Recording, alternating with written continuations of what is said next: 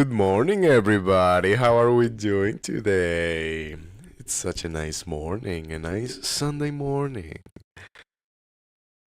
A nice morning to solve a crime, or solve two crimes, because we have to find the culprit of the DL6 incident, right?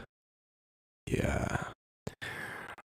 So, wait, just give me just just 1 second. Okay. Yeah, because the compressor, the audio compressor is kind of distorting the sound, so I had to fix that. Yeah. Right. So, woke up early today. Well, you could say that what? Why isn't it showing? Hello? Hello? Why isn't it showing the game? Is this Overwatch? There we go. Okay, so I would like to well, we have to finish the trial today. We should. The chapter 4 trial. It's the final day of the case, day 3. So yeah, let's do it.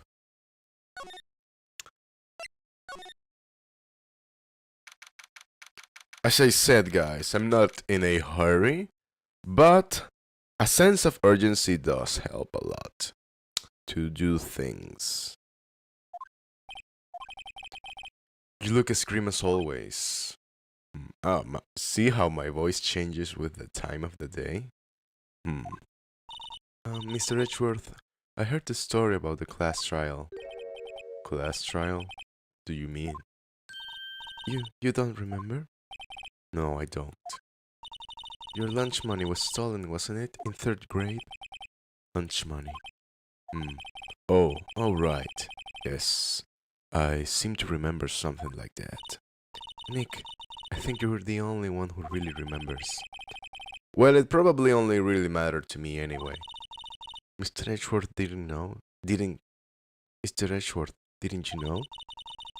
That trial was the reason Nick became a defense attorney.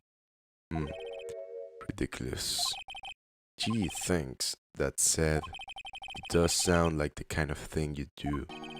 You haven't changed a bit, have you, right? So simple, to a fault even. Well, maybe yeah. Maybe yeah, but I think you changed too much, Edgeworth. Yeah, you became a dick. Let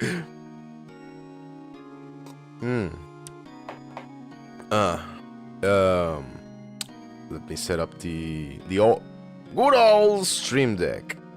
My tablet. My Chinese tablet, hiya. It's really good, I really like it. It's so useful. Perhaps. Do you have anything to say? Why prosecute? Hey Edgeworth, why did you become a prosecutor anyway? You used to look up to your dad. You said you wanted to be a defense attorney, right? I couldn't let myself deny reality like you. What do you mean? So edgy. What do you mean? My father was taken from me, and you want me to defend criminals? I'm sorry, right, but I'm not that good of a person. One suspect was apprehended in your father's murder, right? Yes. The man trapped in the elevator with my father. His name was Gianni Yogi. He had to be the shooter, any way you look at it. Yet, he was found innocent. The defense attorney got him off the hook. Nice coffee.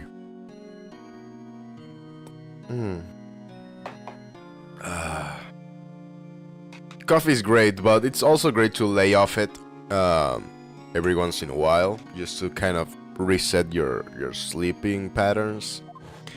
On the day 15 years ago, the 3 of us were trapped in that elevator for 5 hours.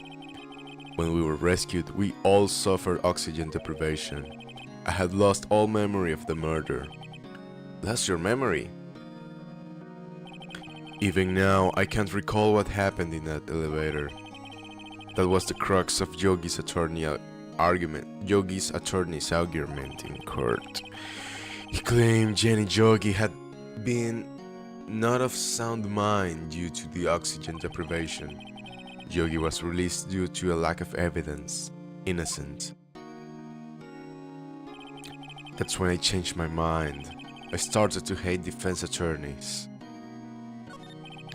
What's your relationship with Von Karma? He's my teacher and a man who deserves respect. I learned everything I know of courtroom techniques from him. So he's like my sister was to you, Nick. He's a perfectionist in all things. In court, in his personal life. He's obsessed with doing everything perfectly. Perfectly, huh?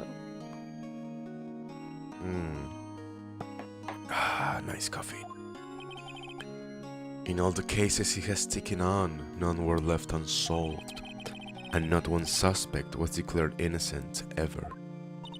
But that's... I know. It's possible some of the suspects were indeed innocent. However, it is impossible for us to accurately determine that in every case.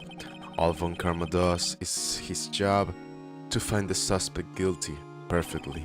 In any case, it's nigh well impossible to find a weakness in him. Should a weakness appear, he would do everything in his power to make it go away. I was thinking about making just one large video with the whole playthrough and then just add the chapters. That's different in YouTube now from how it was when I was younger. You don't have, like, you can watch 10 hours of Italian brain rot memes. Or tunak. I'm sorry. If what you're saying is true, you're headed for a guilty sentence tomorrow. He's right. Now's not time to praise the enemy, Mr. Edgeworth. It's a strange situation in which I find myself, I'll admit. No kidding. Okay, let's go. Maybe Gumshoe has something to say.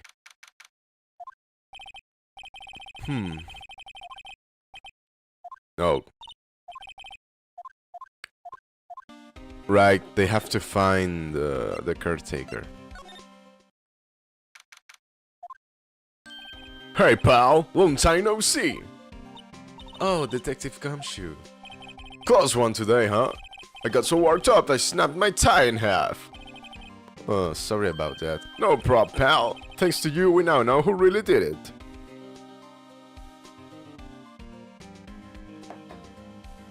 This guy is always 2 steps behind, man. You mean the boat shop caretaker? Look, I'll make you a promise. I have that scoundrel in my custody by trial time tomorrow. Come what may. It's my duty to you as a police officer. Now I'm off to catch me a criminal.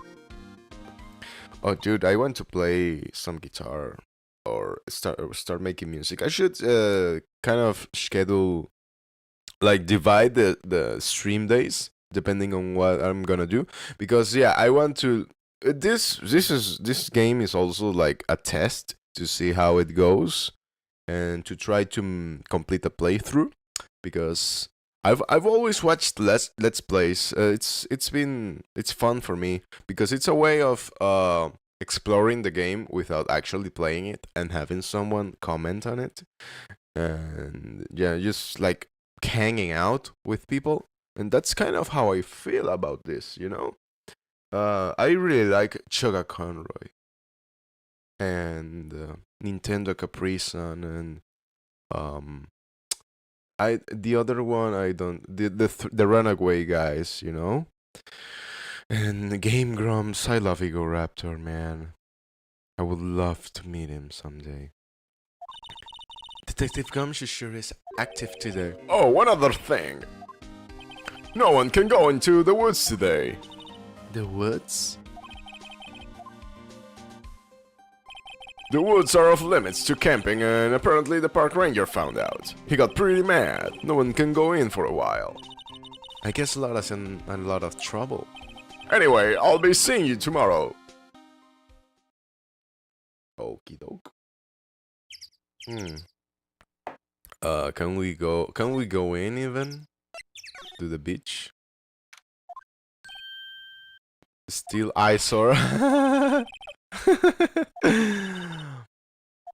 Right. The boat rental shop maybe?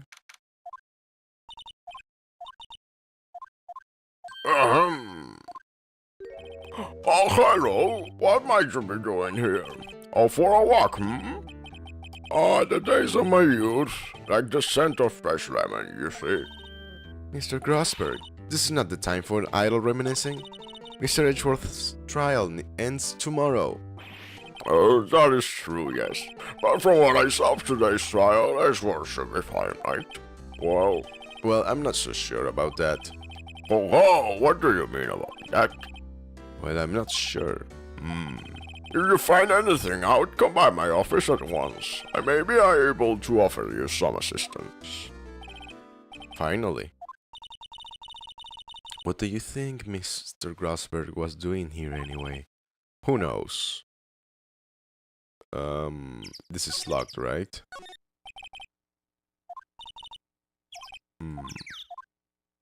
He didn't seem like a bad person.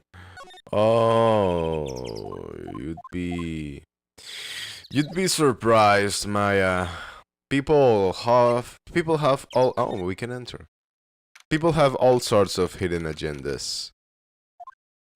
Very few are so daring and so, how can you say, careless or naive as to say their plans and follow them up. I'm one of them. I like to be explicit. I don't know. I don't have a mindset for lies and conspiracies. I'm not good at that. Hello. Hey, it's Polly. I wonder where your owner's gone, Polly. Hello. I can't believe he'd run off and leave his poor parrot to tend for herself. Hello. Oh, the safe. Yeah. Let's open it. Polly, what's the number to the safe? 1228. Let's open it, Nick. Come on.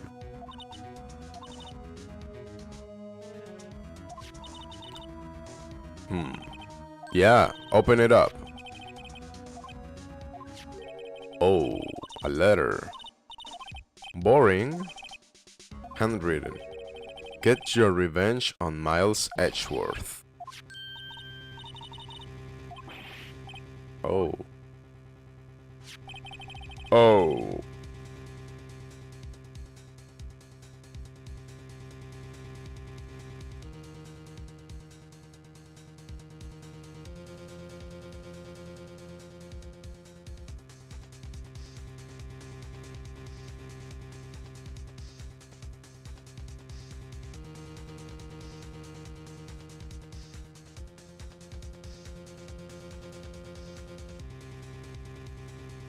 Hang on a second. We might just get a guest for this podcast for the stream. Maybe.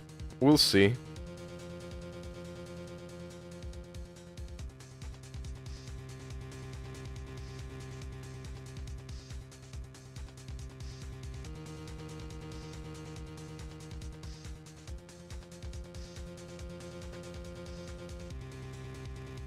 Okay, get your revenge on Miles Edgeworth.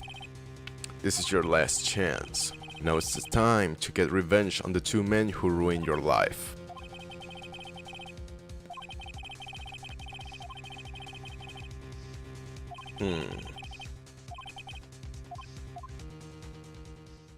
The instructions. Pronunciation in English, it's really something, because you cannot guess how a word is said just from the text alone. That's one of the differences between English and Spanish.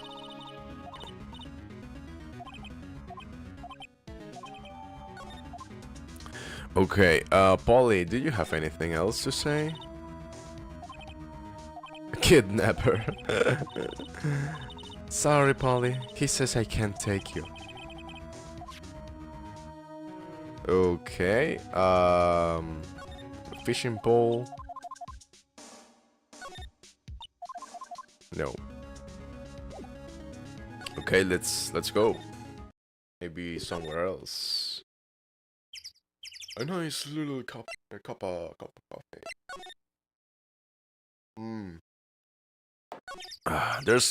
There's few things better than having a nice cup of coffee on a Sunday morning when you feel great and everything is going great. Okay, there's nothing here. Maybe we should just go to Grossberg, yeah. Oh, no. Where else? The lake entrance.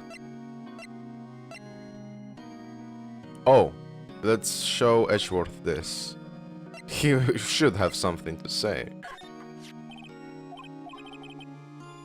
This came out of the safe in this shack where that boat rental caretaker lives. I see. Revenge on me? Who is that old guy anyway? I don't know. Could he be an innocent defendant you got declared guilty or something? Nice, right? But I don't remember that old man, not at all. So he was following this letter then, which means there was someone else behind it. The two men who ruined your life. Himself and Robert Hammond.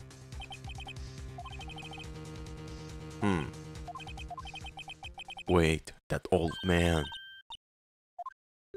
Yogi. Could he be Yogi?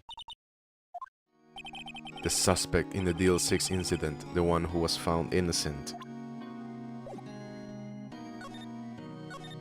Yanni Yogi was a court bailiff at the time. We just happened to be in that elevator together 15 years ago.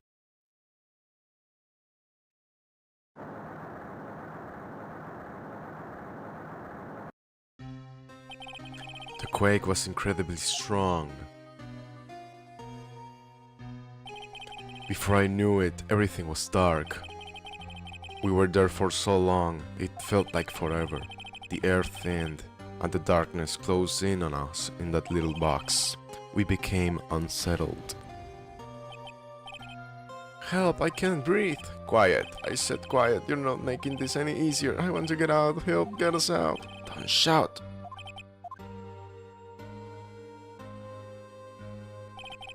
That's all I remember. When I came to, I was in the hospital bed, staring up at the ceiling.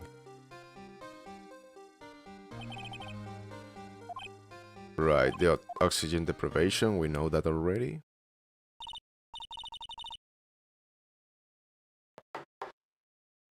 Ah, nice. Some water.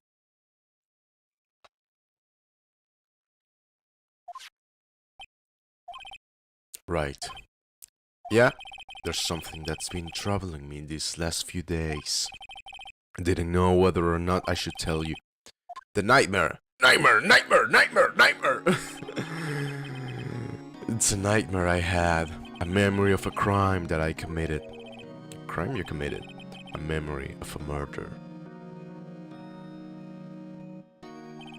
I think the time has come to tell all.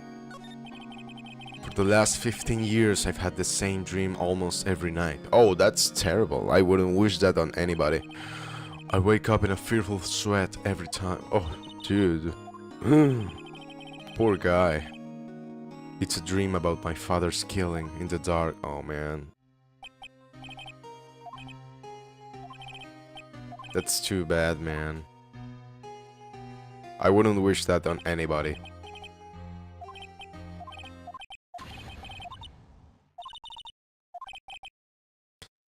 Then I see the pistol lying by my feet. I don't know if it was evidence from that day in court or the bailiffs. In a daze, I pick up the pistol. Get away! Get away from my father!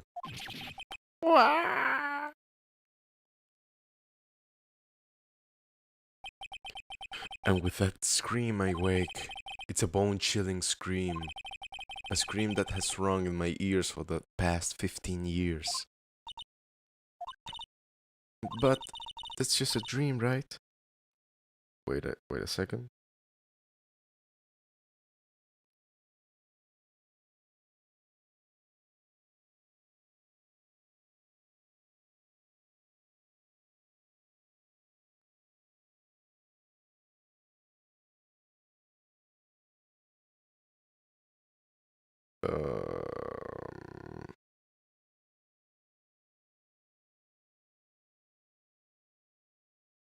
Mm,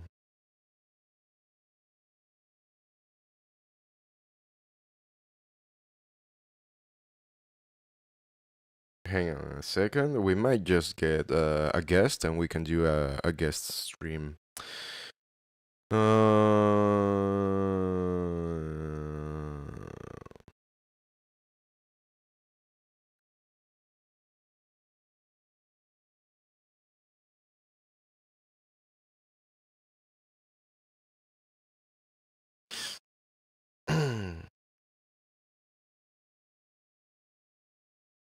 Okay.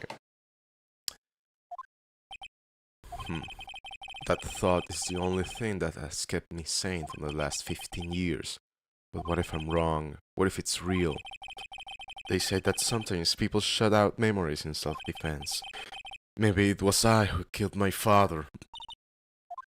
Oh man, that's torturous.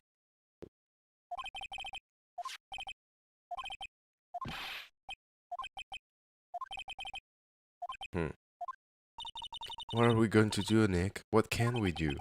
I don't know. I don't think there is anything we can do, like it or not. If there's someone else who knows a lot about the DL6 incident, maybe. Yes, Marvin Grosberg. He knows everything and he doesn't say anything. He's so unhelpful. Mr. Grosberg. Hello there, what's wrong? You look troubled. No kidding, I can't believe you're not. My. Just calm down and tell me what's happened. It's Mr. Edgeworth. He...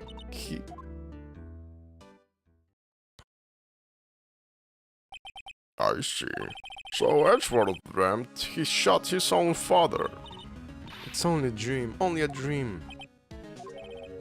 I wonder.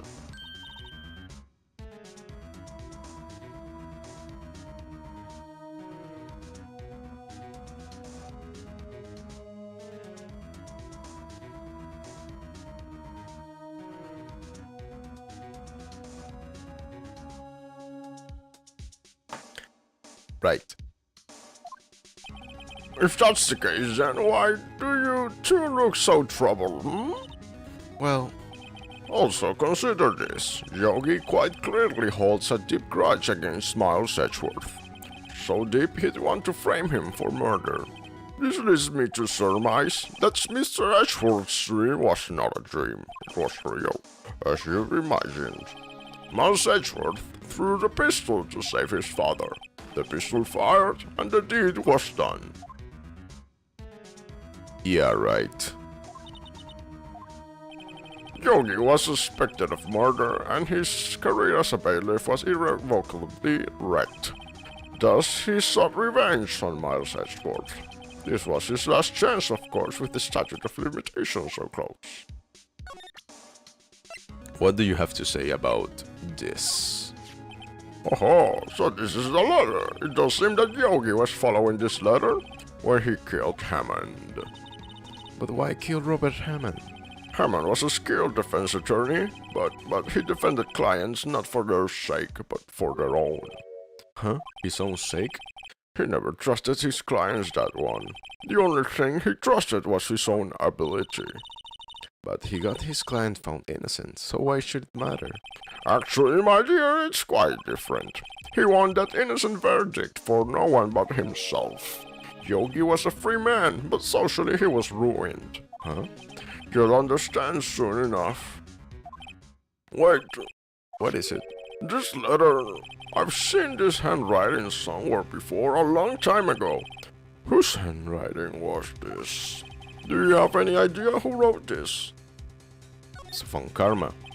Could it be Manfred von Karma? Von Karma? Why would he have wrote something to do with this? Well, I'm not sure. I'm sorry, I do remember. Wait, you're right, my boy. This is von Karma's handwriting, I'm sure of it. I used to see it all the time on court reports. But that means the one who told Mr. Yogi to kill was... Correct, Manfred von Karma himself. What does this mean then? Why would von Karma want to frame Edgeworth?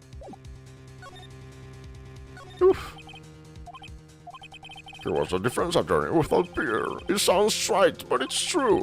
Well, he may have had one peer now that I think about it. Your mentor, Mia Fey. My sister? Gregory Edgeworth was very disappointed on Mr. von Karma's techniques. That's no surprise. Von Karma is an extreme man. Forged testimonies and evidence are nothing to him. The result, he has a perfect working record in court. To beat him, Gregory Edgeworth tried to call attention to his methods. And? He lost, and died in despair as it were. I see. When Gregory Edgeworth was killed, the police called on a spirit medium. That was your mother, Miss Tiffany. I am Gregory Edgeworth. I have been killed. The one who shot me was the bailiff, Yanni Yogi. Yet Yogi was found innocent. That's when my mother left us. Everyone called her fraud. That's right. Everyone thought she was, you see. Yet now that I think about it, it seems the one who lied was Gregory Edgeworth's ghost. Gregory Edgeworth must have known who shot him. I don't believe it. So you're saying he falsified his testimony? That Edgeworth's dad lied to protect his son? It's only a possibility, mind you, but a possibility nonetheless. If it truly was von Karma who wrote this letter, then he would know the truth. He would know that Miles Edgeworth had accidentally killed his own father. He'll say as much tomorrow in court, I should think. He'll press the point until the court finds Miles Edgeworth guilty. Oh no. But how could von Karma know about Mr. Edgeworth's past like that? Even Mr. Edgeworth thought it was just a nightmare. That I do not know. Yet I do know that von Karma is both persistent and a perfectionist. He may be seeking to satisfy a grudge against Gregory Edgeworth by hurting his son. What do you mean? It was 15 years ago. Von Karma met Gregory Edgeworth in court and von Karma did win. But he didn't make it through the trial unscarred. What happened in the trial between Edgeworth's death and von Karma? Von Karma got the guilty verdict he wanted. He won the trial. But Gregory Edgeworth accused von Karma of faulty evidence and thought he lost the trial. Mr. Edgeworth's accusations stood. Faulty evidence? It was the only penalty von Karma had ever received in his career as a prosecutor. Gregory Edgeworth dealt a blow to his perfect trial record. Wow. It must have been quite a shock for von Karma. He took a vacation for several months after that, you see? A vacation? Yes, an innocent event for the man. That was the first and the last vacation he's taken in many years of prosecuting. He doesn't take vacations. He's never been to Europe, huh? In any case, that was the only time he took a vacation from work. I believe the penalty upset him quite a lot. Odd. If he wanted to keep a perfect record so badly, why would he take such a long vacation?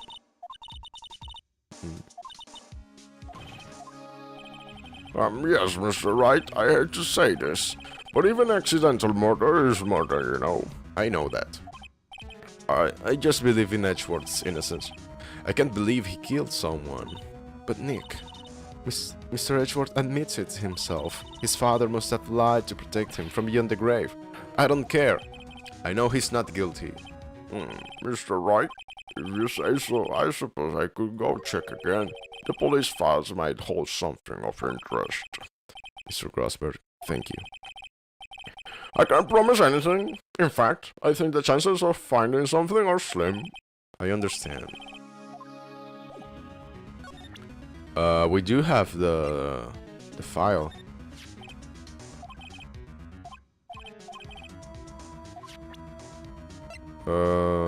Can you say something about this? Nothing.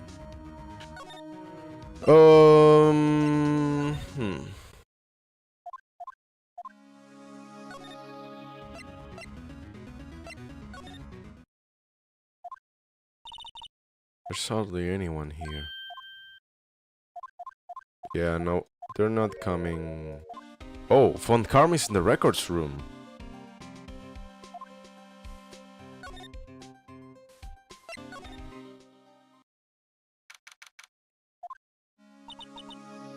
Dusty as always. We were just here, well, only here just yesterday. I'm sure they haven't had time to clean.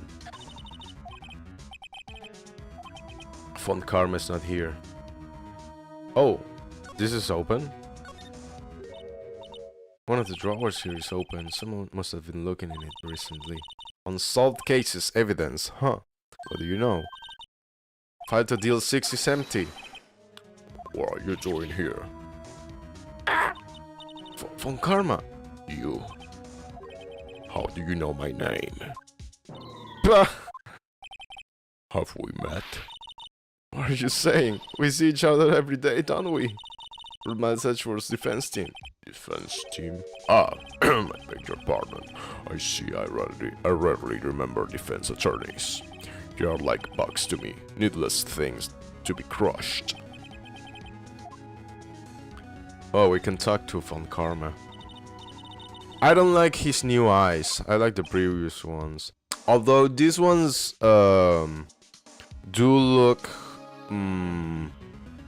more human, I guess, more fitting to the style of the game. The other ones were a bit weird, actually. Yeah. A romanticist who can shed a tear that veneer of amateurism, just like his father, always second-rate. Mr. Von Karma, you had an axe to grind with Mr. Gregory Edgeworth, didn't you? Me? A grudge against a mere defense attorney? Why? Because he dealt a blow to your otherwise perfect trial record. So you did. But what I don't get is, why did you take his son under your wing afterwards? The son of your most bitter rival. That, my dear attorney, is none of your business. Tomorrow will be the last day of the trial. It's been a while since I've heard a defense attorney last this long. Still, you will lose in the end.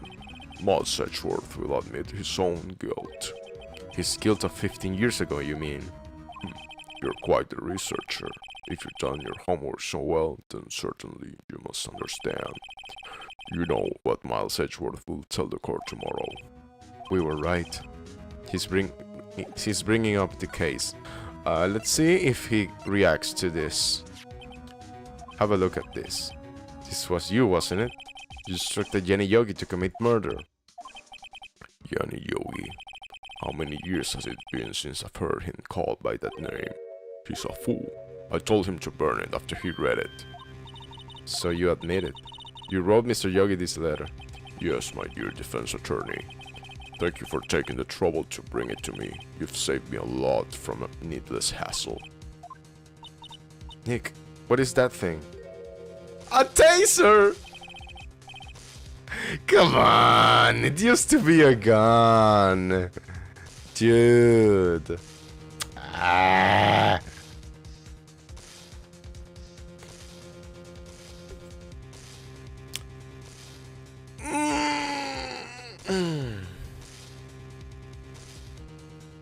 It used to be a gun.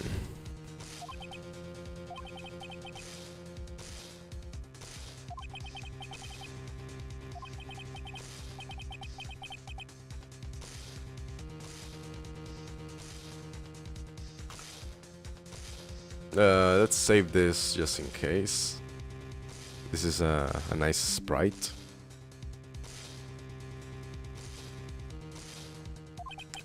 Give me the letter.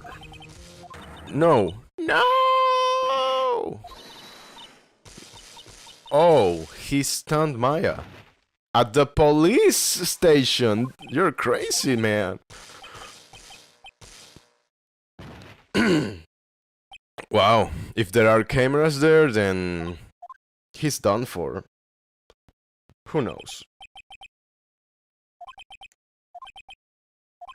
Oh, he took all of the evidence. Maya, are you okay? Maya! What an idiot.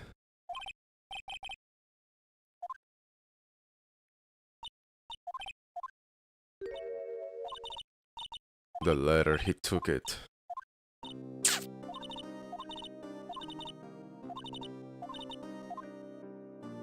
Ugh.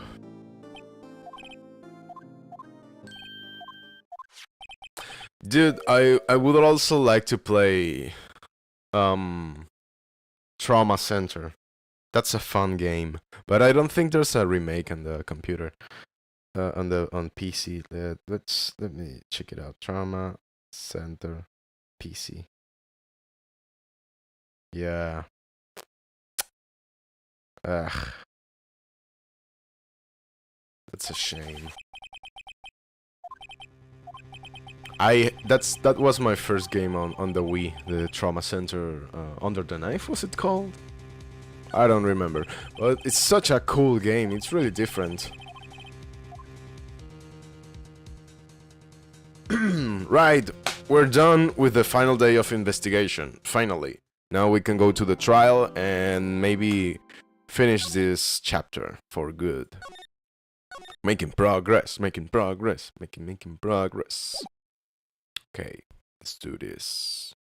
December 28th, 9:51 a.m. District Court, Defendant Lobby number 2. This is it, Judgment Day. Today things are going to get settled at last. A lot of things. What's the big idea? What? Oh, they are kind of electrified. Oh, I would also like to play Kirby 64. I don't know, so many games I would like to play. Like to finish off games that I couldn't finish like 100% or something like that. Or challengers, I don't know. We'll see. After we're done with this, as long as we have another game like in queue, I think we will do just fine. So yeah, I have to split up the days between making and recording music and playing games. I think that will be a nice agreement with you guys. What's getting into that girl? Detective Gumshoe. Morning, Mr. Edgeworth. Oh man, I would like some more coffee actually. Good morning. How did it go, detective? Have no fear. As promised, I've captured a runaway caretaker. I've just brought him in. Took all night, pal. Thanks, Detective Gumshoe, you must be tired. Well, actually, after that shock I got on the way in, I feel pretty good. Okay. Let's go in the trial then. December 28th, 10 a.m. District Court, courtroom number 3. Court is now in session for the trial of Boss Edward. The defense is ready, Your Honor. The prosecution is ready.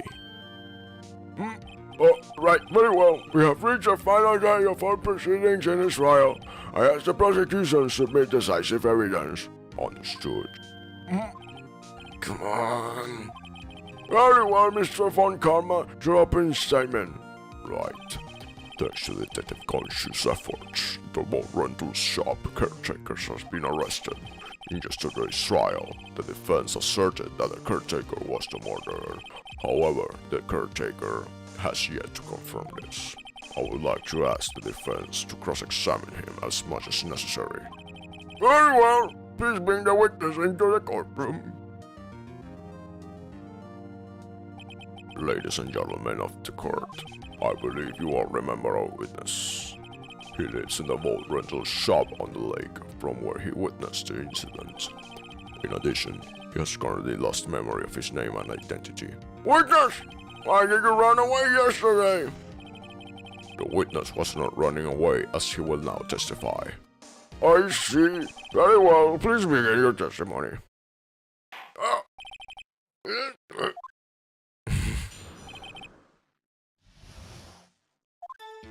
I'm sorry, I just didn't just like I did. I wasn't running away or nothing. I just went to buy some food for policy. I figure I got nothing to do with this incident anyhow. I mean, I need one of those motive things, right? And I don't got one. So my testimony yesterday changes.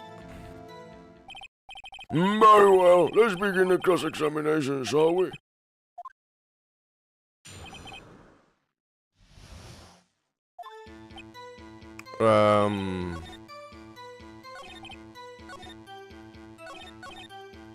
Buy some food for Polly. Motive. Does this say... Oh, Von Karma took the letter from us. I want to press him here. I have a feeling that it's here.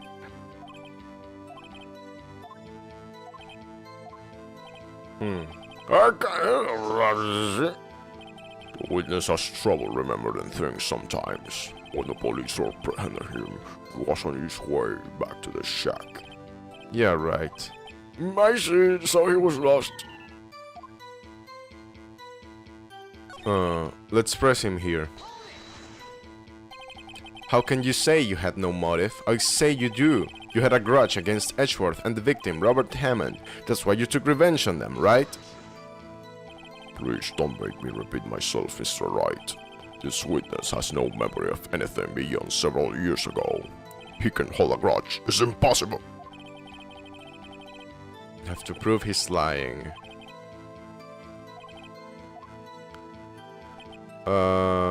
Leaving, running away, went buy some food, nothing to do with the incident. You've lost much of your memory, is that correct? Yep, seems like it. Then how could you know that you didn't have anything to do with this incident? Or maybe you're lying about not having your memory, huh? You know exactly who you are. The witness has testified quite clearly that he has no memory of who he is. If you claim he's lying, then show the court proof. How am I supposed to prove what's going on in his head? Might I say something, Mr. Wright? Yes, Your Honor. You've been saying the same thing now over and over. You've been calling the witness's memory of the past, or lack of thereof, into question. But does this really have anything to do with the current case? Of course, Your Honor.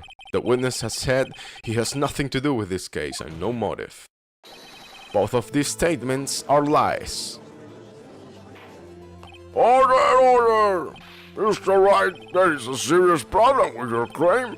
Or are you saying you know who this witness is? Of course, Your Honor. Ha ha ha, now this is interesting. I would like to know myself. So, who is he? Don't play dumb, Von Karma. Mr. Wright, please tell us his witness name. Yanni Yogi. His name is Yanni Yogi, a former court bailiff. Yogi? That name seems familiar. Oh! Yanni Yogi from the DL6 incident. The judge would have heard of it. It was such a famous case. But what does this mean? Your Honor, if this man is Mr. Yogi, then he has a clear motive.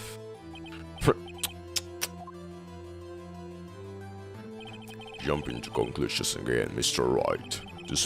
This witness is Yanni Yogi? Fascinating. However, how do you propose to prove this to the court? This is a court of law, as you may recall. You need proof. And allow me to repeat once more that the witness has lost his memory. This is it. I have to do this now. If I can prove he's Yogi right here, right now, then I've got nowhere else to go. Nick, how are you going to prove it? How can you prove that he's Yanni Yogi?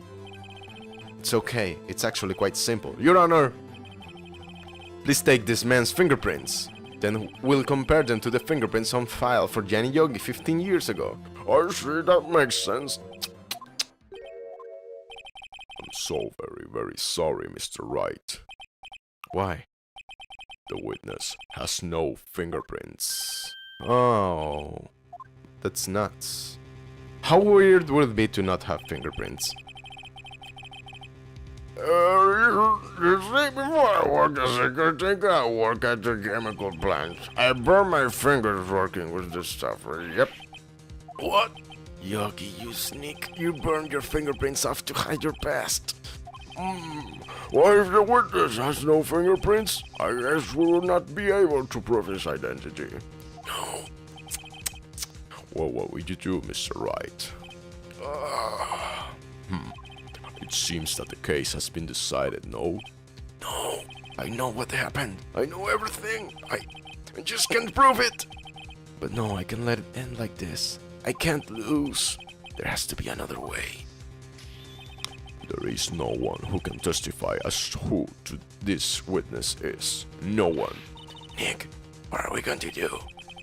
I didn't even consider that he might have erased his fingerprints. What do I do? Well, Mr. Wright, perhaps you'd like to cross-examine his parrot for a little comic relief, Yeah, very funny. You're a sore winner, Von Karma. Wait a second. Cross-examine his parrot. What is it, Nick? No, you're not going to. Your Honor! The defense would like to take Mr. Von Karma up on his proposal. Take Mr. Von Karma on my proposal? Exactly, Your Honor. I would like to cross-examine the witness's pet parrot. I really like this one part of the trial. Oh, well, why do you think, Mr. Von Karma? Did you even ask? This is a farce. I object. Wait a second. You were the one who suggested I cross-examine the parrot, Von Karma. I have a right to do as you suggested. Well, if you're so desperate, then please be my guest. Of course, should you go through with this and nothing comes of it, then I hope you're ready for the consequences. Nick, this is crazy. Well, still want to go through with your little game? Yep, let's do it. Let the parrot take the stand. I will cross-examine her, Your Honor. This is the most ridiculous thing I have ever heard. It's rigged every testimony, every piece of evidence, except the parrot. She's my last chance. The parrot is unriggable. At least I think so. Bailiff, bring the parrot. Oh, he's cute. It's like a macaw, right? That's quite a bird. Please tell us your name. Name!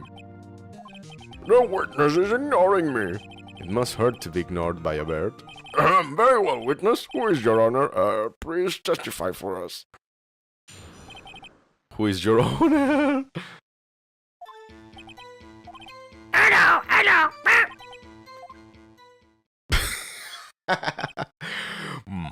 Certainly the most concise testimony we've had so far. Very well, begin your cross-examination. Oh, this is so silly. But it's funny. Hello. Do we have...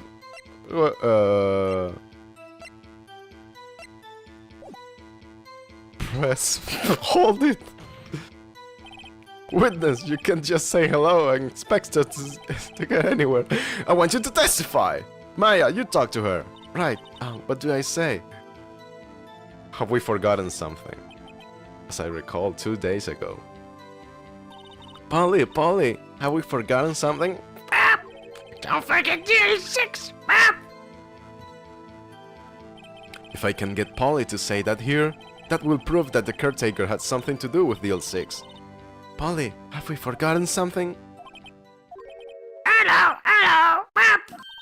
Oh no. Hello. It's not working. Something the matter, right? Wait, don't tell me Von Karma expected this. He couldn't have retrained the parrot, could he? Did he train her not to respond when we asked if he'd forgotten anything?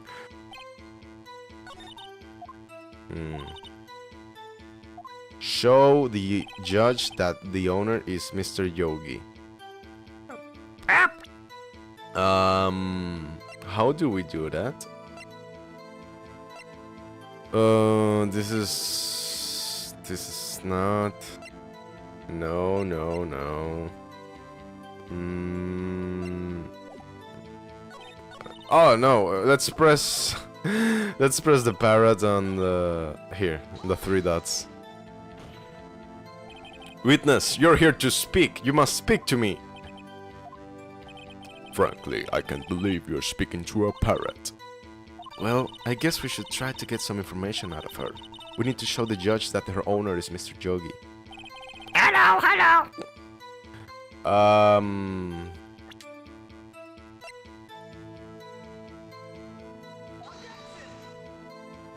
Nope. Yeah, I should not go on a limb. Let's save just in case because we're kind of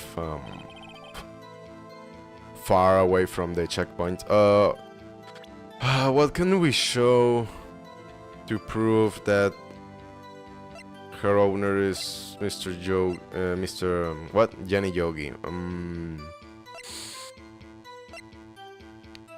Oh, we can check this. The elevator. Trapped in an elevator, memory loss. Oh! Polly Jenkins. That's it. Oh, no, it isn't. Maybe on the three dots?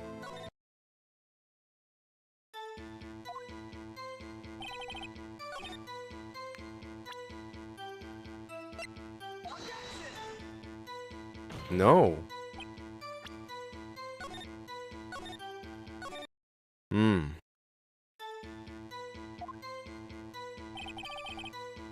Can we present a particular part of this? No.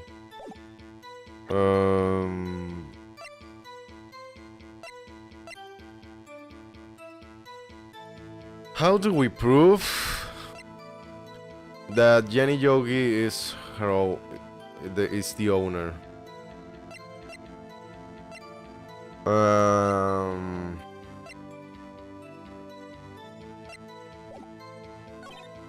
Maybe present Polly here. No.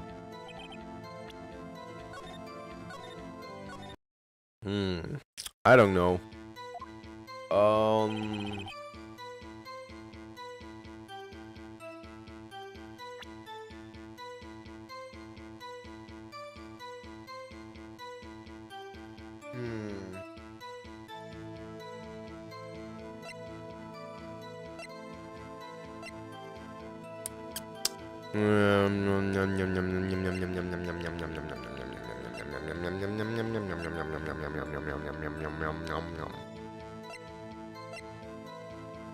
Would she know Misty Faye? Nope.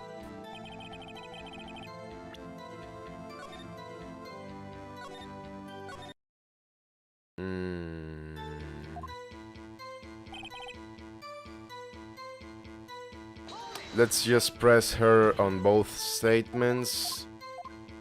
Oh. What's your name?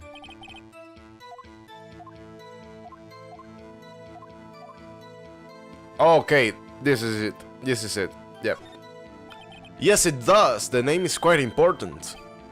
Ha, fascinating. You claim that the parrot's name will prove her owner's identity. Then show us this proof. Nick, don't you think you're taking the bluffing a little too far? Listen, we're not here to answer the question of who is the caretaker. We're here to prove that he is Jenny Yogi. All we have to do is tie the name Polly to Yogi.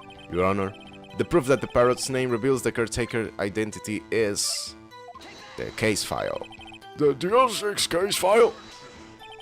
That's quite a large file you have there. Which page of this proof is on then? Show us, or stop wasting our time. Very well. Mr. Wright, please show us the page where in this file is the information connected to the parrot's name. Suspect data.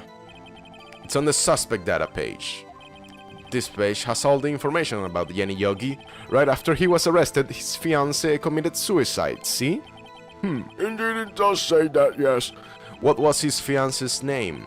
Polly Jenkins. Polly! Exactly, Your Honor. He wanted to remember the name of his fiancée, who had committed suicide. That's why he named his parrot after her. I see, I guess that is possible. Bah, a mere coincidence, that's all. My granddaughter has a dog she calls Phoenix. Whoa, Mr. Phoenix, right? Does this make you my granddaughter's fiancé? She's only 7 years old. Indeed. Allowing it is a little weak for evidence in a murder trial.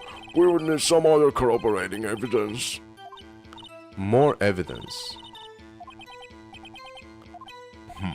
Very well, witness, you may continue. Bap.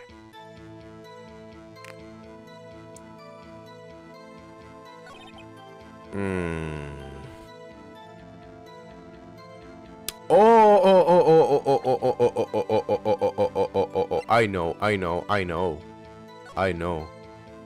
1228. That's a combination to the safe.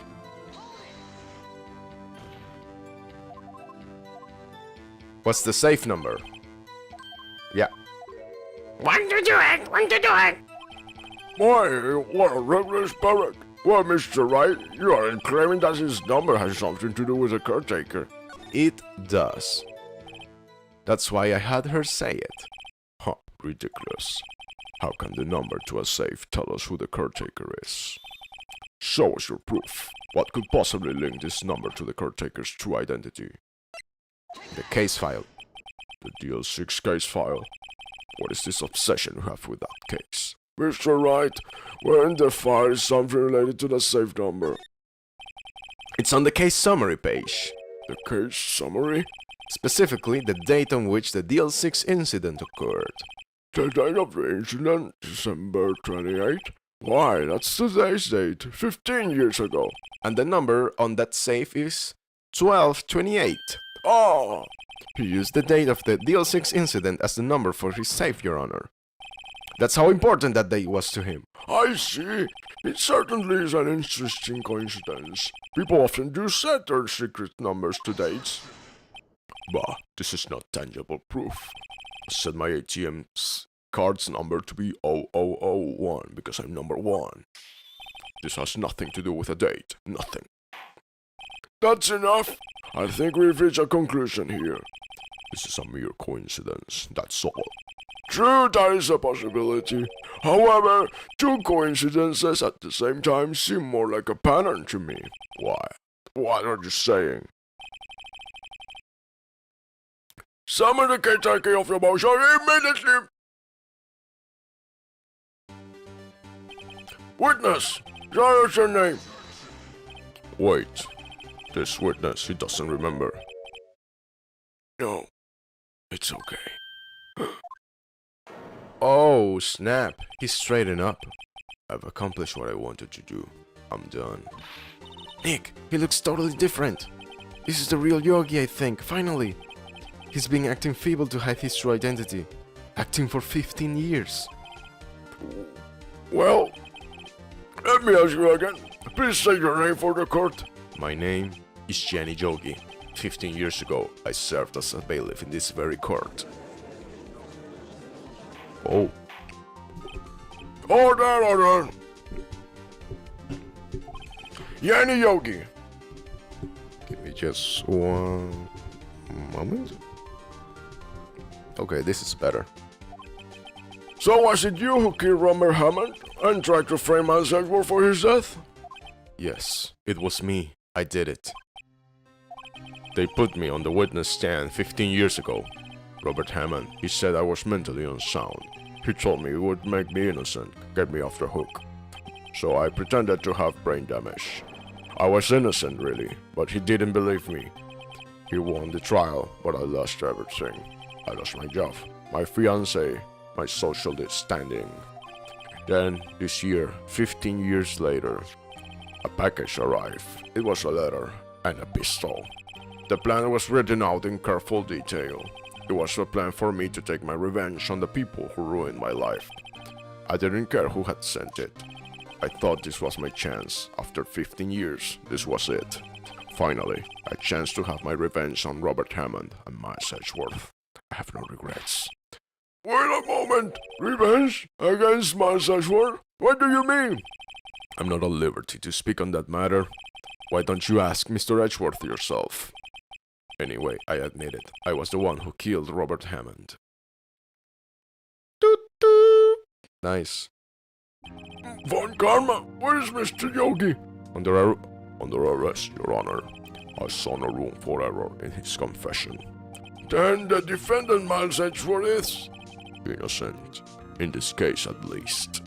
Very well. Will the defendant please take the stand? There are a few mysteries left unsolved. Still, you are clear of suspicion for this particular case. So I would like to pass judgment on the murder of Mr. Robert Hammond. Any objections? I don't believe it. Why isn't Von Karma saying anything? Very well. This court finds the defendant, Mr. Miles Edgeworth, Not guilty.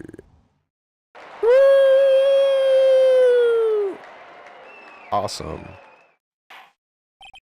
That is all. This court is adjourned. What? Did someone just say objection? It wasn't Von Karma. Wait, but that means... Oh. Edgeworth. Your Honor, I object to your judgment. Well, what do you mean? I'm not innocent at all. As we have heard, Yanni Yogi killed Robert Hammond in revenge. But revenge for what? Nick! Edgeworth is trying to confess. He's going to say he's guilty. He's going to tell them that he was the murderer in the DL6 incident. He's going to tell them that he killed his own dad. Oh, what do I do? Raise an objection, of course. The judgment has already been passed. I object to Edgeworth's outburst. Didn't something like this happen yesterday too? I believe a certain witness raised an objection after a guilty verdict was passed. That will be Larry. We must hear this new statement. We must clear Miles Edgeworth. He's right. We have a duty to hear Mr. Edgeworth out. For 15 years, I have had a recurring dream, a nightmare. It's only a nightmare. That's what I told myself. But now I know it wasn't a dream. It was the Chaos Emeralds! Yanni Yogi wasn't the killer. You mean in the incident when your father died? From the distance of the shot, it wasn't suicide either. Everything was as clear as day. The murderer, the criminal in the DL6 incident, it was me. Your Honor, I confess my guilt. I am guilty for DL6, the statute of limitations of which ends today. The culprit is me. Order, order! This is certainly unexpected. The defendant declared innocent is confessing to a different crime. A crime for which the statute of limitations is on today. I'm not really sure how I should deal with this. But it's obvious. We hold a trial, right here, right now. We tried this man for his crime of 15 years ago. I think I would like to take a 5-minute recess. During this time, I will consider the appropriate course of action to take. Court is adjourned. Yeah, solving 2 crimes at once. That's nuts about this trial. I'm sorry, right? I've just wasted all of your effort. Mr. Edgeworth, I don't believe it, sir. I mean, you killed your dad.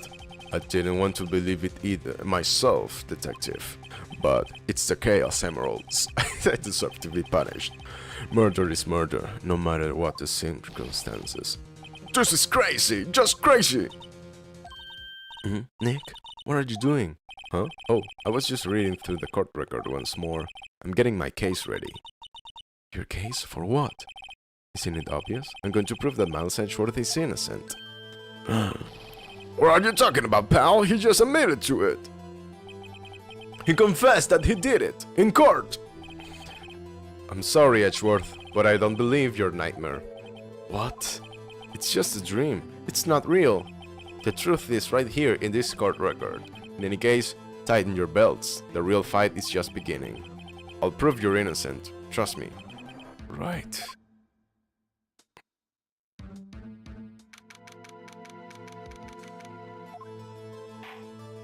Now then, I would like to resume more trial. Judge, Miles Edgeworth has admitted his own guilt. He has confessed his crime. Let us begin by hearing his testimony. Then, though pointless, let the defense do their cross-examining. The statute of limitations of the DL6 incident runs out today. Though it's unconventional for me, I'd like to run this one by the book. I see. Does the defense have any objections? No, Your Honor. Von Karma, you knew this was going to happen from the very beginning, didn't you? Very well. Will Miles Edgeworth take the stand?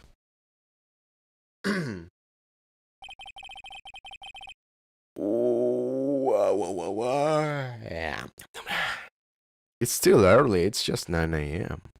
Will the witness state his name and profession? Miles Edgeworth.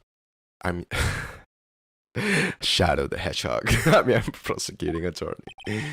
Mr. Edgeworth, 15 years ago, you mistakenly killed your father, Gregory Edgeworth. Is this correct? It is correct.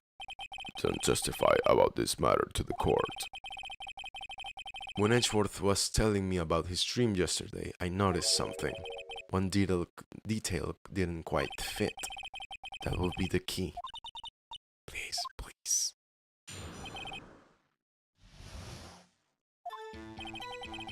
That day, I had gone to the courtroom to observe one of my father's trials. As we went to leave, an earthquake struck, trapping us in the elevator. My father and Mr. Jogi lost their composure and began to argue. Just then, something heavy fell at my feet. I picked it up and threw it at Mr. Jogi. I wanted them to stop fighting. A moment later, there was a single gunshot, then a scream. It was a terrible scream. I remember it to this day. That's all. And until now you thought this memory was a dream? We were stuck in that elevator for 5 hours. The oxygen in the elevator ran out and I lost my memory of the events. Bah, the same claim Mr. Johnny had made. Very well. Mr. Wright, your cross-examination, please. Yes, Your Honor.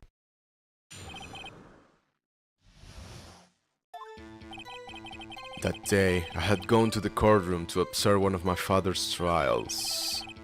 The earthquake struck. They lost their composure. Something heavy fell. Threw it at Mr. Jogi. A single gunshot.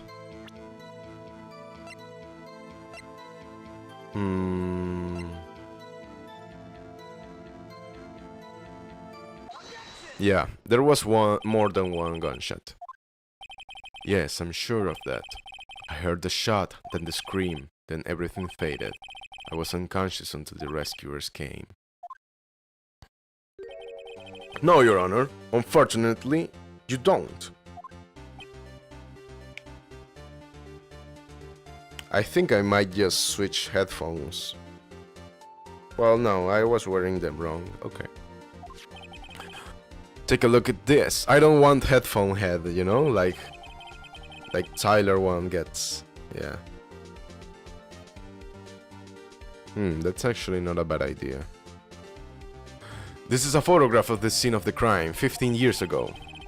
And in it, yeah, I'm going to make a note out of it.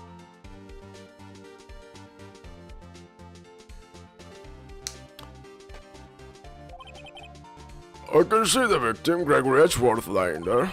But what do you mean a contradiction?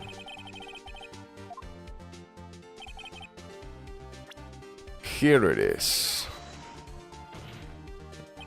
As should be obvious, the contradiction is here. I see a bullet hole in the door. Your Honor, Miles Edgeworth testifies that there was only one gunshot.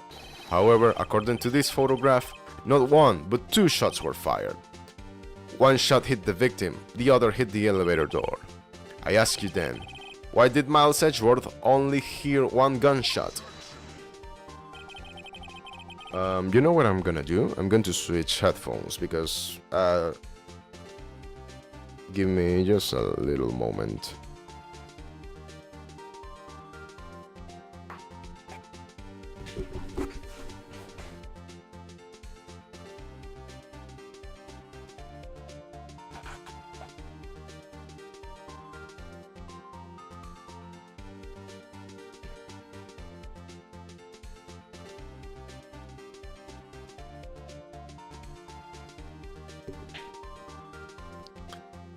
Okay. Wow, these ones kind of suck and are much larger. But they are so much less cumbersome, huh? So much smaller. I guess they will do. I mean, for the time being. Ideally, what we want is like outside sound, but yeah, it looks so much less cumbersome and it doesn't mess up my hair. No, not really. I don't like the pressure here. I feel like I'm going to have a dent like Tyler won. I don't want that.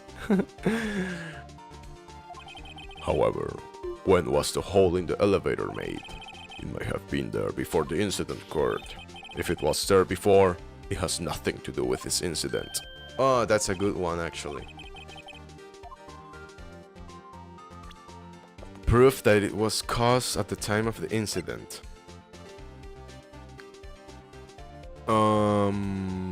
The bullet. Photo. Let's check this. Oxygen depleted at time of the incident. Trapped. One bullet found in heart. The murder weapon was fired twice.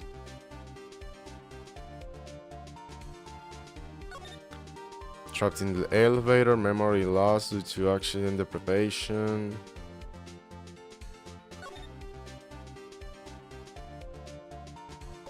Maybe the oxygen depletion?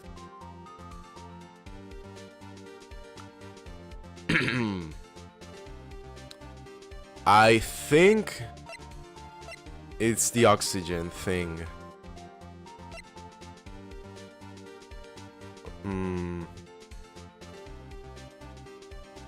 Genome, we are young by fun.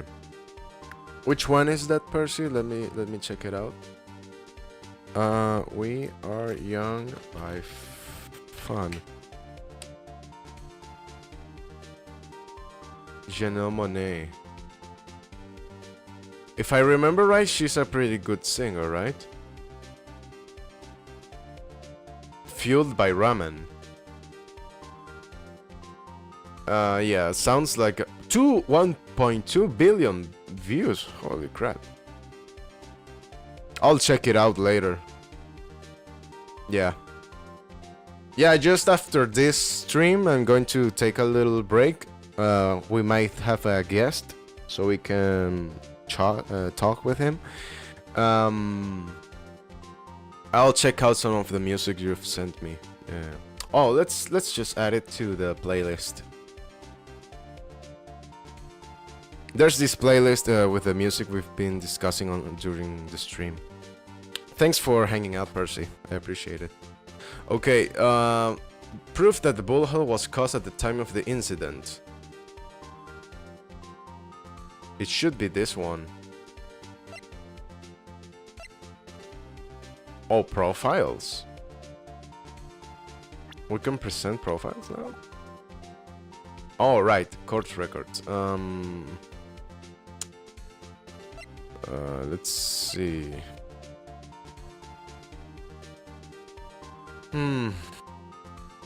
I think it's gotta be the bullet.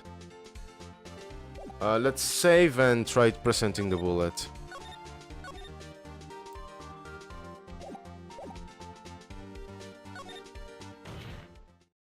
Your Honor, I think I will be able to show you proof. What? Impossible. No, Mr. Von Karma.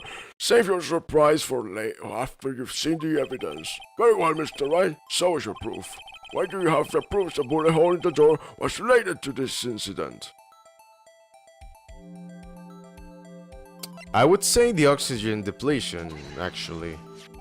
Yeah, it is.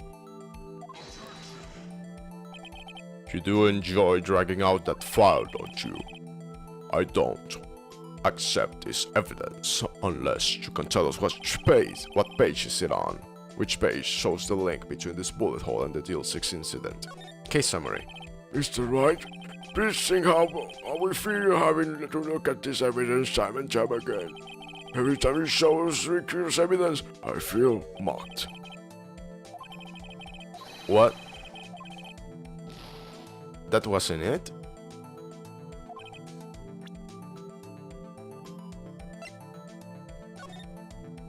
Air in the elevator was oxygen depleted at the time of the incident. Apparently not. Maybe it's a bullet. No. Oh, did we save there? Yeah. Let's see.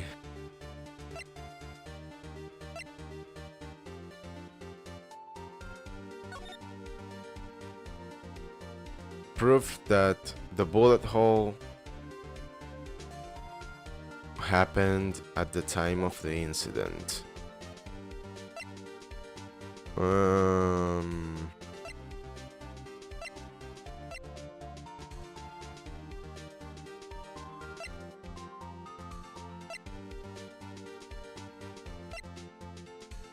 I don't think I have proof, actually.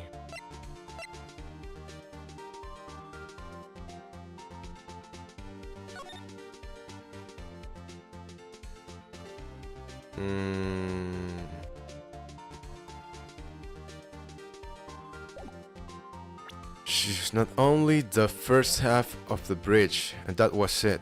Oh, really? That's a shame. But also, well, yeah, I would say that it's about money. It could be because artists kind of get to agreements with how do you say, features, yeah? They come to agreements. It's not always like cash in hand, you know. Sometimes there's deals behind the record labels and stuff, and orders, partnerships. I don't know. The woman behind a series of sci-fi concept albums deserved more than that. Oh, really? Now I'm curious. Oh, nice. Discography. Oh.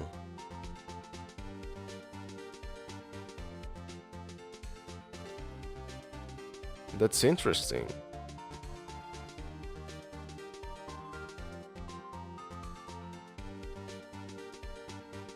Oh, I want to see Metropolis. Oh, that's nice. Oh, I would like listening to this. I would love to host listening parties in the stream. They do it on TikTok, but eventually that's going to end because you are infringing copyright if you do that. She was hired to repeat the same 5 or so words, and that was all.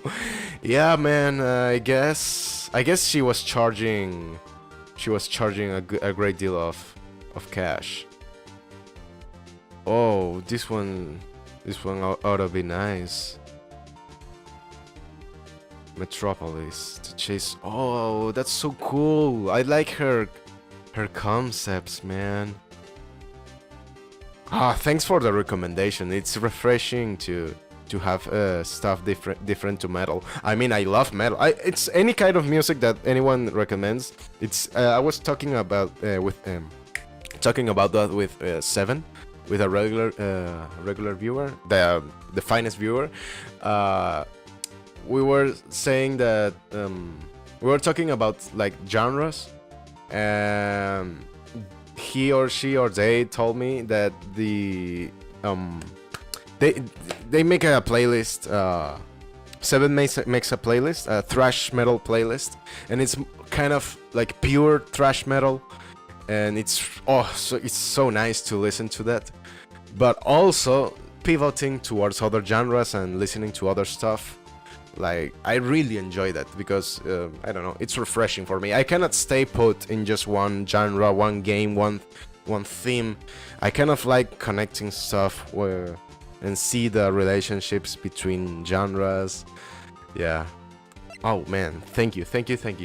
I'm going to have a treat today listening to that. I have a long trip today, 1 hour and something. In about 3 hours, 4. In about 5 hours, yeah, I have to leave, and I'm going to listen to some of that. some of the music you've sent. Okay, let's see. Oh, maybe it's in the file. Trapped in the elevator, returning from a lost trial with his son, Miles Edgeworth. One bullet found in heart. The murder weapon was fired twice.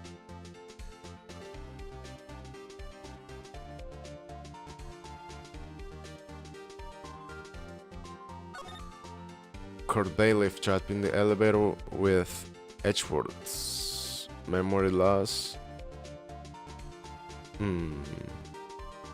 Metropolis, the chase suite before the Arcandroid. Yeah, I'm totally going to listen to that, for sure. It's probably this one. Oh, let's add it to the playlist also. How do you call it? Metropolis, the chase suit. Sweet. Oh, so cool.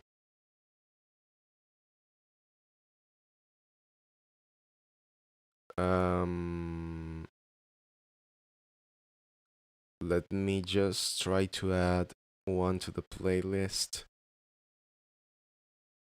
and have it know Electric Lady. Okay.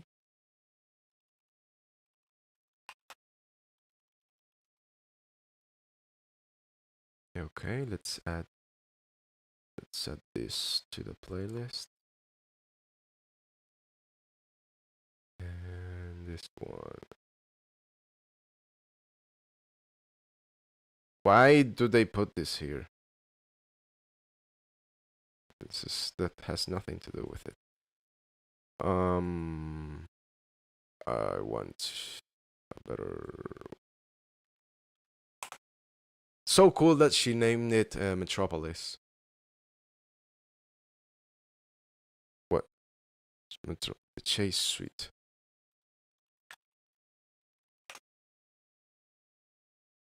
Right, that's the whole album. Alana DuPont. Okay, this is better.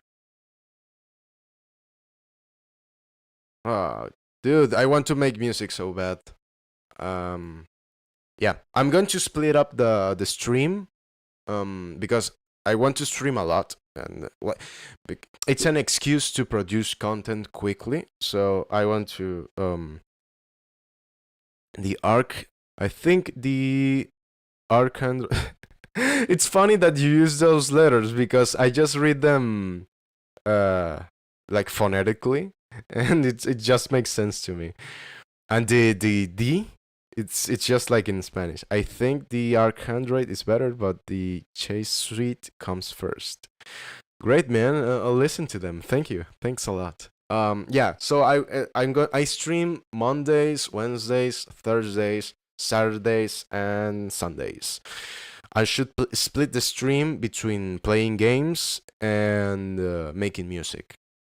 And maybe not editing. I could edit in the off days. Like I have to make the short clips. Because I also want to include shorts about music and stuff, like when we discuss music in the channel. It's interesting, I think, and people enjoy it when we talk about music.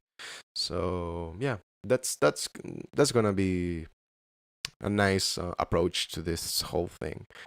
Oh man, I can't wait to listen to it. I would love to listen to it right away. Maybe if I can like get around the copyright thing, I'll look it up. Maybe there's a way to get around it. I mean, there's fair use. Like if you modify it enough, or like add art comments and stuff, you can get away with it. I mean, what we cannot do is to just play it and listen to it like fully. We can maybe put in snippets, maybe 5 seconds or something. That's what I'm going to try with the next shorts. Because at some point, I talk with Seven about some kinds of metal, and I put it in clips, and we'll see how those go. Those should go up this week. Well, if those do well, then I will put some of the music just suggested as clips for of this like clips segments of this same discussion. You know, it's weird. I'm talking about like the future of this recording and stuff. Yeah. Okay, let's look up copyright. I have my homework right here. My little notes. I cannot live without a post-it pad. Okay. Very well, Mr. Wright, show us your proof. When do you have that proof the bullet hole in the door was related to this incident? Okay. It has to be this thing. It has to be the second page. What else? Okay, victim data. Yeah, that's it. It was fired twice. Yeah, but that doesn't necessarily mean that the hole in the wall, in the glass, was made by the pistol. The murder weapon was fired twice. Order! Mr. Wright, what are you driving at? It's simple, Your Honor. At the time of the incident, 2 shots were fired. One went into Gregory Edgeworth's heart, the other hit the elevator door. Remember that the defendant lost consciousness after the shot he fired rang out. In conclusion, we must agree that the second shot was fired by someone else. I could make like the bass of the beat, yeah, and have rappers sing. Even midstream, I know several rappers here in Madrid. I kind of delve in that scene. That would be interesting, actually. Because if there's an interest, I'm more than happy to make it. Yeah. But they rap in Spanish. I can get rappers in English, but that would be like online. I would have to kind of sort that out. But that could be interesting, like live producing music. Yeah, that's an interesting approach. Mr. Wright, but who could that someone else be? The murderer, of course. I knew I should have stepped in before your wild fantasies got out of hand. Mr. Wright, look once more at the Deal 6 incident case. Look closely. Try the case summary page. The case summary, that's on page 1. Look at what is written there. Not a single clue was found on the scene. If the pistol had indeed been fired 2 times, then the other bullet would have been discovered on the scene. That's right. The second bullet has never been found. Why? Because the second bullet does not exist. The bullet that claimed Gregory Edgeworth's life was the one fired by his own son. That is the truth of this matter, the whole truth. It was undoubtedly something else that made that bullet hole in the door. Order! I will have order! Mr. Wright has proven one thing to us quite clearly. That the murder weapon was fired twice at the time of the incident. However, as Mr. Von Karma says, the second bullet fired was not found. It's highly unlikely that the police merely overlooked this second bullet. So, all we have is a single bullet fired. I'm afraid I have to discount the defense's claim. I praise the judge for his wisdom in this matter. How did this happen? I don't believe that the second bullet didn't exist. Was I wrong? Have I been wrong about this whole incident? What are you doing, Nick? Why are you raising an objection? I'm sorry, Maya. It looks like I was wrong. Nick, if the second bullet wasn't there, then all my conjectures are for nothing. No. But you said you'd do it, Nick. You said you'd get Edgeworth declared innocent. I'm sorry. It's just, when I saw the photograph, I thought that 2 shots had been fired. I was so certain of it. I thought I won. I thought there was another person, someone else who fired the killing shot. But now, I was wrong to think it could be that simple. This case has stood unsolved for 15 years. Nick. Well, it seems that we have finally cleared up this incident. Only 1 bullet was found at the scene of the crime. That shot was fired by Miles Ashford. Precisely. I would like to ask one thing of my Sedgeworth before passing my verdict. Have you been paying attention to the trial so far? Yes, Your Honor. Do you have any objections? No, I do not. So you killed your father. You thought that was not your intention? Yes, I did. Oh no, he's upset at the guilt. Very well. The statute of limitations on the murder of Gregory Edgeworth runs out today. Therefore, I must pronounce a verdict on the defendant today, right here. Right now. Indeed. Does anyone have any objections? I've been here before. It's just like my first day in court. There are so many things I know I should be saying, but my mind's gone blank. I can't find the words. Mr. Wright? I have an objection. Your Honor, I object. Mr. Wright, on what grounds do you object? Oof, Nick. I don't know. His case is perfect. Oh no, must exist. The second bullet. Right. The second bullet must exist, but where? Someone took it. It seems waiting is not going to produce any answers from Mr. Wright. Wait, Your Honor. The second bullet, it existed. What?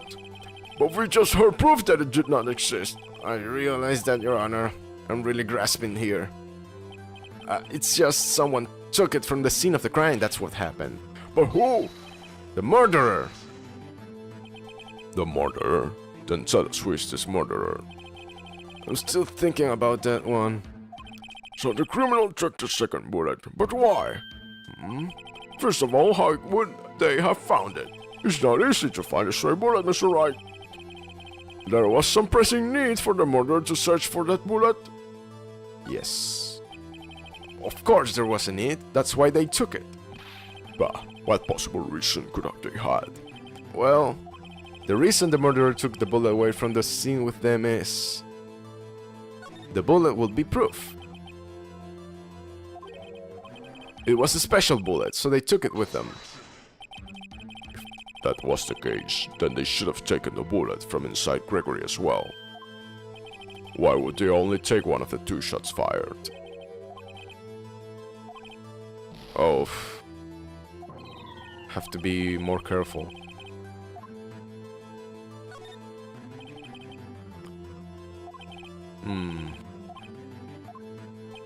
Bah, the murderer had no reason to take that bullet. You don't want to admit it, but it's true. Had to take it. You're thinking too normal. Think crazy. Don't think why the bullet was taken. Think why the bullet had to be taken. Mr. Wright? Yes, Your Honor, I have no idea what I'm doing. Well, the murderer had no intention of taking the bullet from the scene, but the murderer had to take that bullet. Had to, Mr. Wright? What do you mean? Well, for instance what? Maybe the bullet hit the murderer? The bullet hit the murderer? Just saying, for instance. I mean, if it hit you, would you have to take it with you?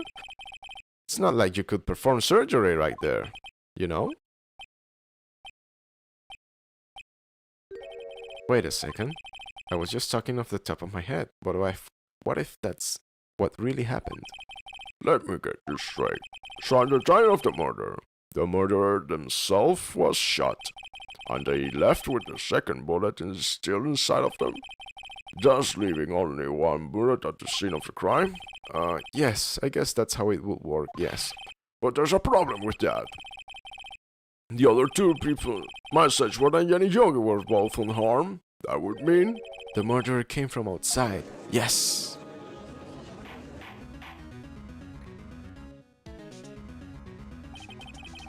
The 2 men fight inside the elevator. Trying to stop them, the boy picks up the pistol at his feet and throws it. The pistol discharges, and the bullet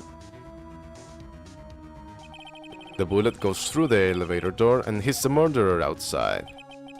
The boy loses consciousness. Then the murderer opens the elevator door and sees the men inside.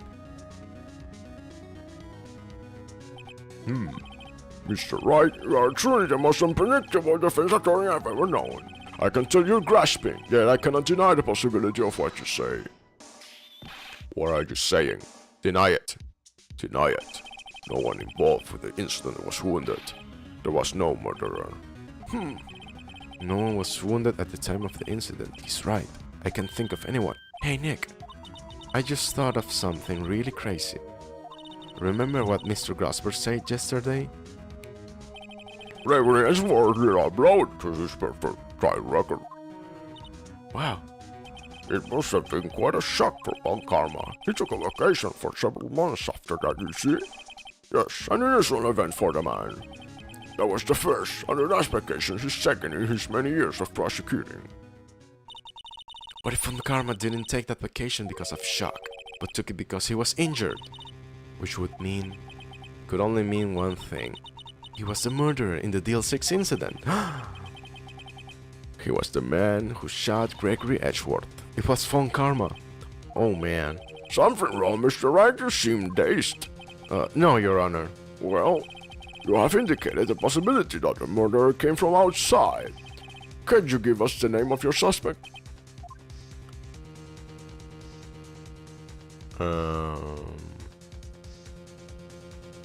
Say it now. Let's save, just in case. And just say it. Your Honor, there is a suspect, one lone suspect. Very well, Mr. Wright. Who is your suspect? For what? Von Karma. Von Karma.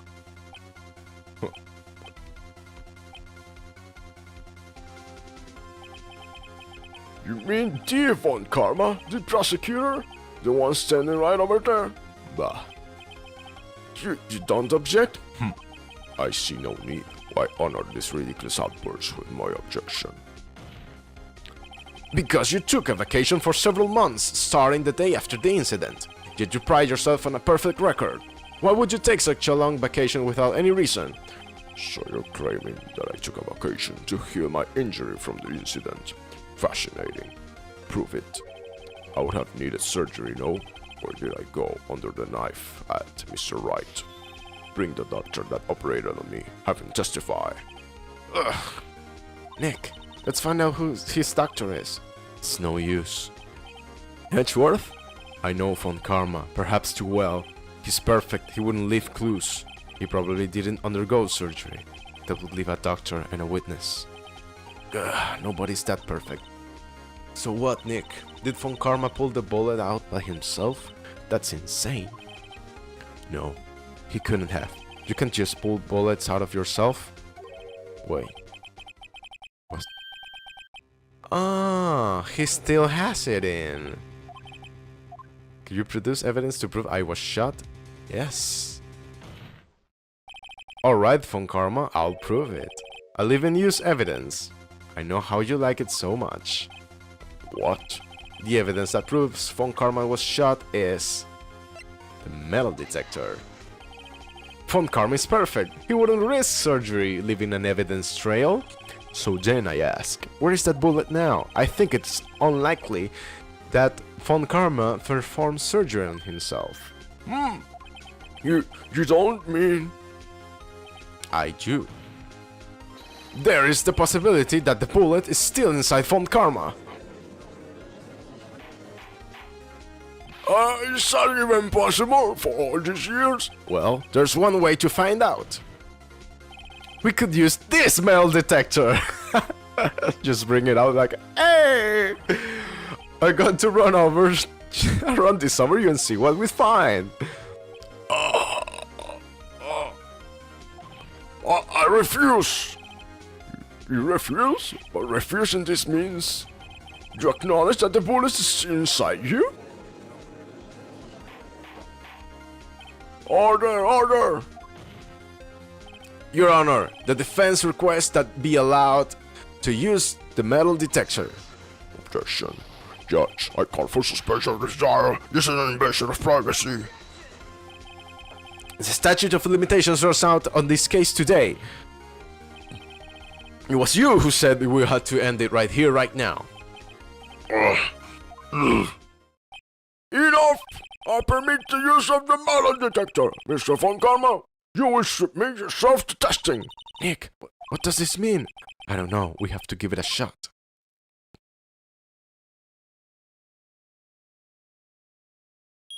Beep. Oh, it reacted. Something is inside the shoulder. Mr. Von Karma? You. It was you who took the shadow the Chaos Emeralds. I was afraid this would happen. And so I remained silent. Indeed, there is a bullet in my shoulder. However, it has nothing to do with this incident. Right. That's true. How can you prove that? I was shot in the shoulder long before the DL6 incident. I claim that the bullet in my shoulder has no relation to DL6. But, Mr. Von Karma, can you prove that? Proof? I have no obligation to prove anything. That's true. The burden of proof comes from the declarer of the hypothesis. Of the thesis. It is Mr. Wright who must prove something here, not I. Mr. Wright? Well, can you prove it? Can you prove that the bullet in Von Karma's shoulder was from DL6? Of course he can't. You don't have any of the DL6 evidence. That's because you took it out of the records room yesterday. Huh. With no proof, you cannot convict me of any crime. I'm so sorry, Mr. Wright. I'm the one who's sorry, Mr. Von Karma. What? You were close. One day away from freedom. But you see, I have proof. What? Who would have thought you would dig your own grave trying to convict Edgeworth? I can link that bullet in your shoulder to the DL6 incident. And here's my final proof.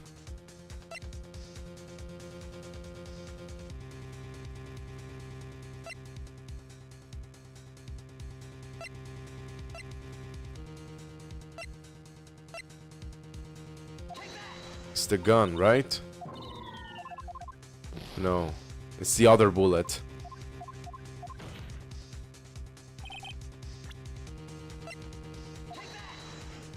No, it's not?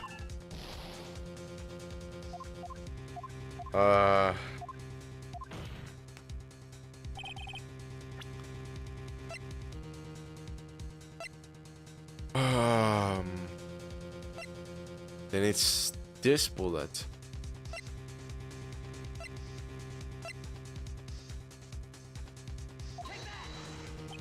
Okay, that's the one. Where did you get that? This is the bullet used in the DL6 incident. This was taken from the heart of the victim, Mr. Gregory Edgeworth. The bullet is preserved quite nicely with all the ballistic markings intact. Ballistic markings. You may recall the term. It came up in the first trial 2 days ago.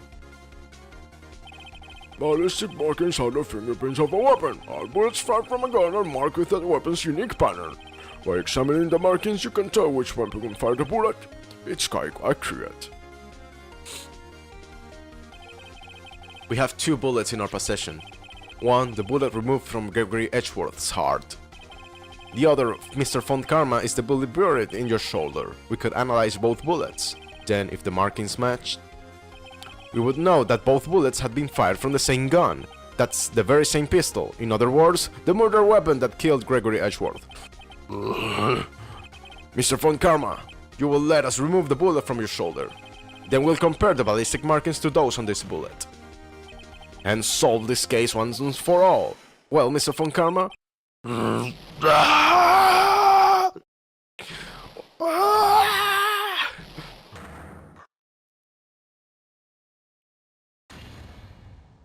That scream. I've heard that scream before. Wait, I know. Help, I can breathe. Quiet. I said quiet, you're not making this easier.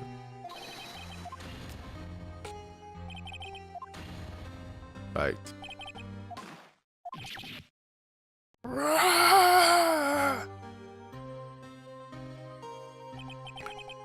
It's the scream I heard in the elevator 15 years ago. Von Karma, it was you who screamed. Mr. Von Karma. Edgeworth! So it was you. You and your father are my curse. Your father saved me with a penalty on my record. And you left a scar on my shoulder that would never fade. I'll bury you. I'll bury you with bare hands. Death. Death. We got him. Nice.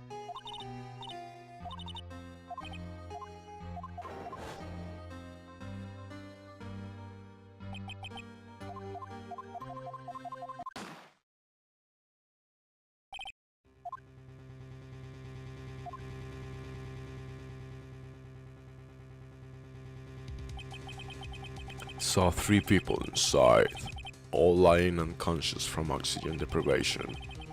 Much to my surprise, a pistol lay at my feet. I knew then it was destiny.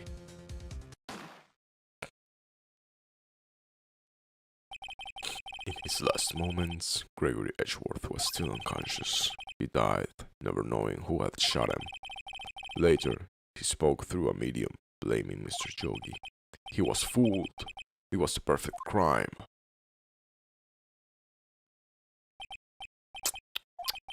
Who would have thought another man would have come to open that elevator door? Judge! What? What are you doing? Do your job. Bring an end to this miserable charade. Now, end it. Very well. It appears that we have come a very long way to the end of this maze, 15 years later. Mr. Miles Edgeworth. Yes, Your Honor.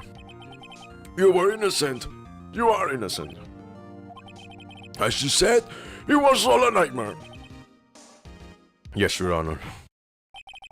This court finds the defendant, Mr. Miles Edgeworth, Not guilty. Woo! Twice. Un 2 por 1 le dicen eso en español. That is all. This court is adjourned. Woo!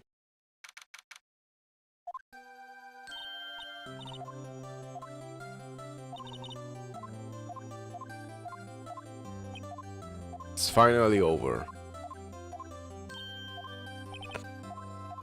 Thank you, Wright. You're welcome. I think you could have done better than that. Sorry, I'm not good at this sort of thing. Whoa! Amazing, pal! You pulled through just like I thought you would. I'll never forget this. I owe you one, pal. And tonight, let's party. Dinner's on me. Yeah, my salary went down a bit this month, but who cares? See, Mr. Edgeworth, you should take a lesson from Detective Gumshoe. That's how you say thank you. I see. What? I feel foolish. Don't worry, take it a little at a time, you'll get used to it. Hey, y'all. Laura, y'all were great in there. Thank you. Yo, Edgeworth, congrats. Thanks y'all very much. I knew you were innocent from the start, of course. Just look at you. You want to stick your hand in the cookie jar even if no one was there. You were the witness on the first day of the trial, weren't you? Yeah, well, let the bygones be bygones.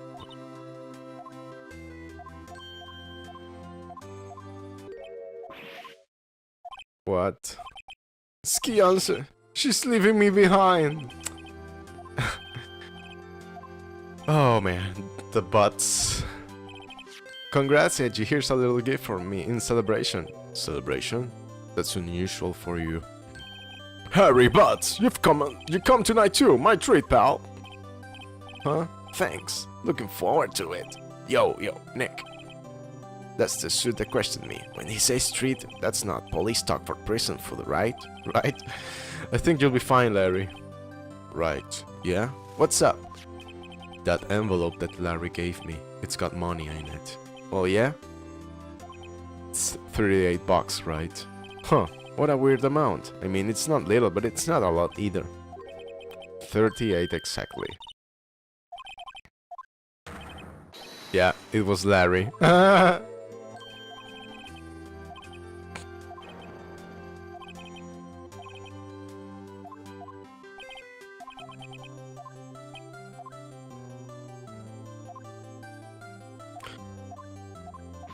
Yep. Turn after turn after turn. The statute of limitations ran out. Yes, it did. Right. So, yeah. This concludes a whole lot of backstory. Now, the final trial. Now, that's something. That's where I left off. Kind of like 15. Not 15. Maybe 10 years ago, 12, something like that. Quite a long time ago. We can actually know now that I think about it.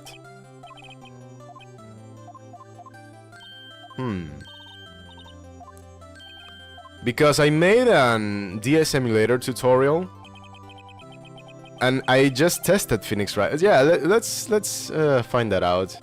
Just after this, like coming full circle, just like they are doing. Let's do that. Yeah, that would be nice. Yeah, I should have also kept doing the YouTube thing back then. Who knows what would have been of everything if that were the if I had kept going, but I couldn't.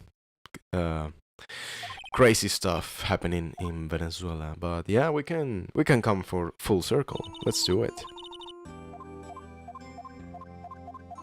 Okay, yeah, sure. We're having train station. What is a crime going to happen? Hey, Nick, Maya. So you're leaving. It's hard being a spirit medium who can talk to spirits. Yeah, you have to keep training. Not like, well, I mean, I don't know. You heard Mia's voice, yeah. Some evidence to cheer her up. The mother's photograph? No? Maybe not. Well. Oh, that's a nice sprite, man. Oh, it's so cute. They did a great job with the remaster.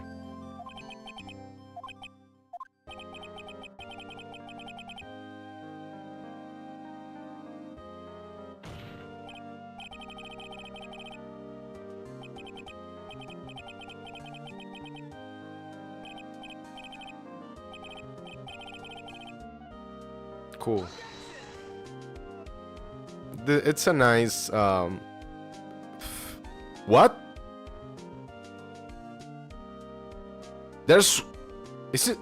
Wasn't there one more? They showed the isn't it 5 chapters? I could have sworn there's the blue thingy, and you had to blow the no. There's one trial left. I'm not insane. It was not a it's not a nightmare. I swear.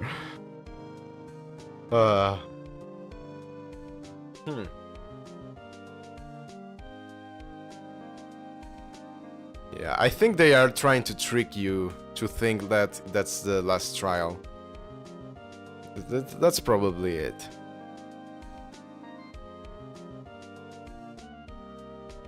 Iwamoto. I met a girl named Iwamoto. She's Polish, Brazilian, Japanese. So weird.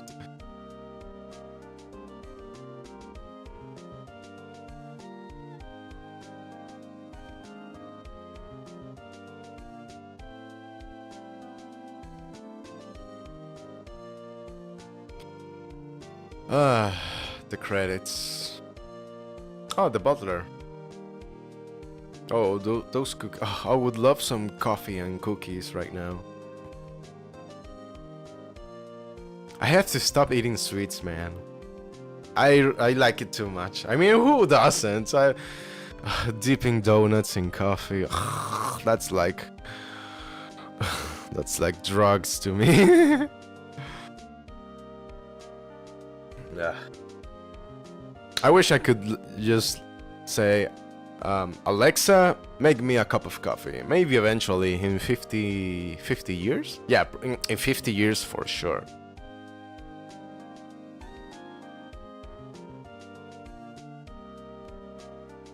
But I would like an espresso. Just a small amount of coffee. Not a large cup. I like Americano also. I tend to drink Americano. Well, no, not really. I drink the whole coffee maker. Not the whole coffee maker. The whole thingy. It's the Italian coffee maker, the small one, you know? Dude, no way this can't be the end. There's one more trial. I'm so sure of it. That it has something to do with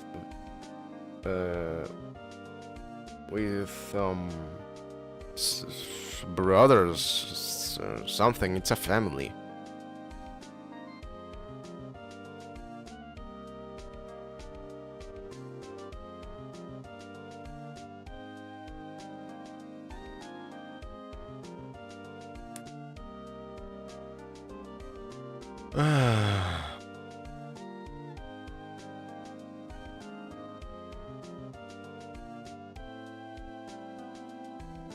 And everybody lived happily ever after.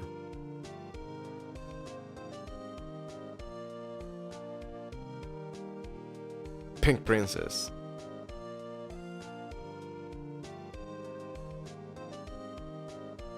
I could make some coffee as the credits roll, actually. But I don't want to because I'm going to get acid reflux. I don't have any sweets there. That's the thing. Whenever I buy sweets, I just wolf them down. Yeah.